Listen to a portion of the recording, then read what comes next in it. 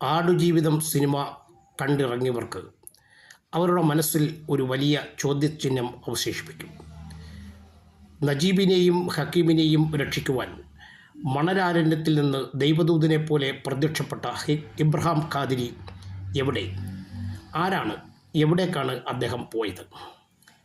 നോവലിൽ പറയുന്നതിൽ ഉപരിയായി സിനിമയിൽ സംവിധായകൻ്റെ തിരക്കഥാകൃത്തിൻ്റെ വലിയ കയ്യൊപ്പ് ചാർത്തിക്കൊണ്ട് ഇബ്രാഹിം ഖാദിരി എന്ന് പറയുന്ന കഥാപാത്രം നമ്മുടെ മനസ്സിൽ നിന്ന് മായാതെ മറയാതെ നിൽക്കുന്നു.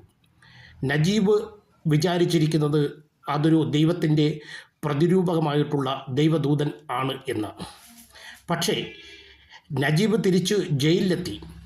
ജയിലിൽ കള്ളന്മാരുടെ ഫോട്ടോയിൽ ഇബ്രാഹിം ഖാദിരിയുടെ ഫോട്ടോ കാണുമ്പോഴും നജീബ് ഒരു വിഭ്രമ ഭ്രംശത്തിൽ അകപ്പെടുകയായിരുന്നു.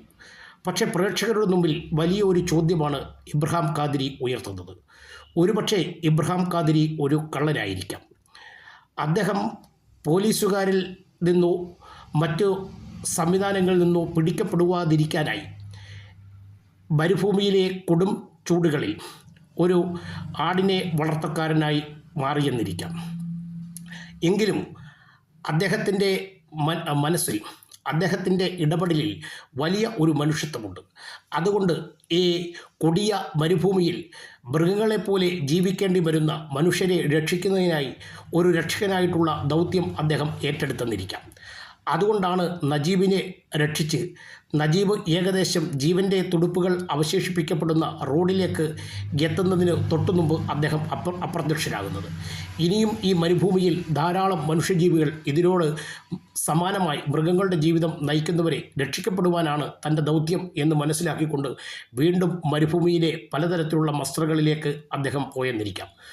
അദ്ദേഹം രക്ഷപ്പെട്ടു എന്ന് നമുക്ക് വിശ്വസിക്കുവാൻ കഴിയില്ല. കാരണം കൊടും കുറ്റവാളിയായി ജയിലിൽ ഫോട്ടോ പതിച്ചിരിക്കുന്ന ഒരാളെ അറേബ്യൻ നാടുകളെ പോലെയുള്ള ഒരു നാടുകളിൽ എന്തായാലും അവിടുത്തെ സുരക്ഷാ സേന അല്ലെങ്കിൽ അവിടുത്തെ പോലീസ് സംവിധാനം അദ്ദേഹത്തെ പിടിക്കപ്പെടും.